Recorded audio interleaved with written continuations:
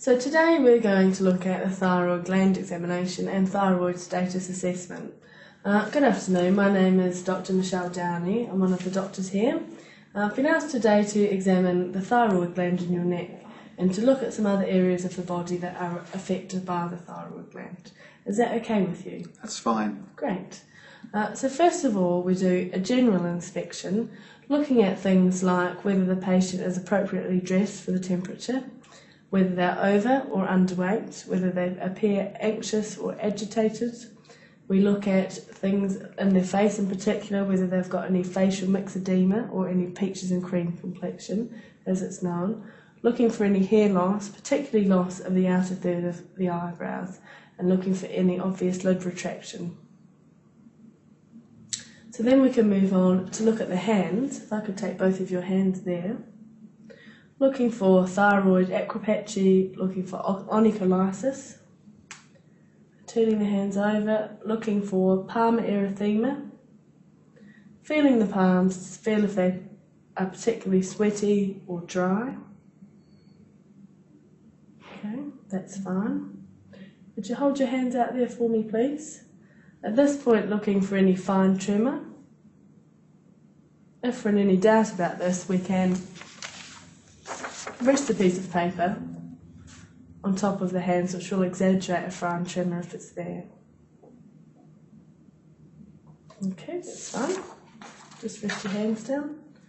Next, we take the patient's pulse, looking for any tachycardia or feeling for any atrial fibrillation.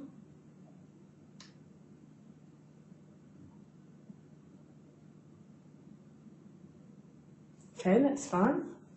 And finally, we're going to inspect the neck from the front, looking front on for any obvious goiter or thyroid enlargement or any midline masses.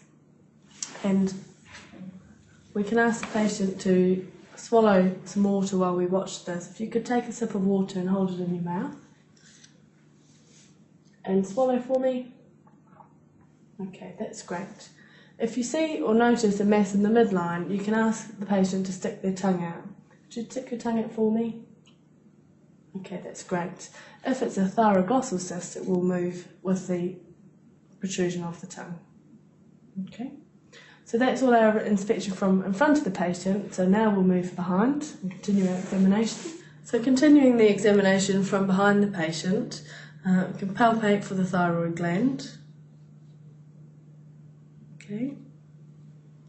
And then again, ask our patient to take some water into his mouth and hold it there and swallow for me.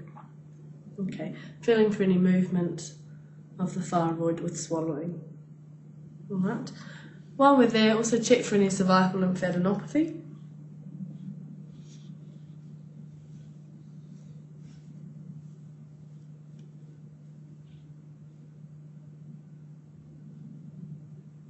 Okay, and coming round to the side, auscultating for a thyroid bruit. So take a breath in and hold it for me. And relax. And same on the other side. Take a breath in and hold it. And relax. The final part of the thyroid gland examination, if you notice any enlargement, is to percuss for any retrosternal extension. Okay. Once we've finished doing that, we can start examining for any eye signs, looking over the top of the patient for any proptosis or exophthalmos, any protrusion of the eye beyond that supraorbital margin, and again from the sides. Okay. Then we need to move back to the front of our patient again to complete our examination of the eye signs. So now we move on to examine for any ophthalmoplegia. If you could follow my finger with your eyes and tell me if you see double at any time.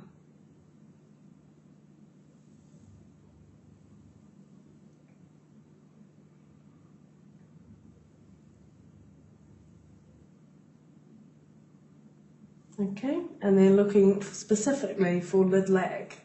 Again, follow my finger with your eyes. Okay, that's great.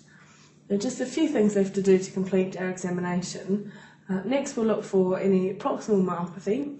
If you could hold your arms up like a chicken, hold them there for me please. That's great. And then just resting your arms on your knees. Now checking for reflexes.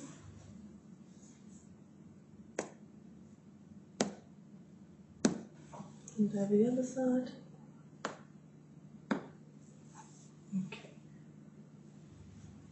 And the last thing left to do is to look for any pretibial mixed edema. When you're looking for pretibial mixed edema in the shins, you should also check the patellar reflexes in the knee and screen for proximal myopathy in the lower limbs by asking the patient to stand without the assistance of their arms. And that completes our examination.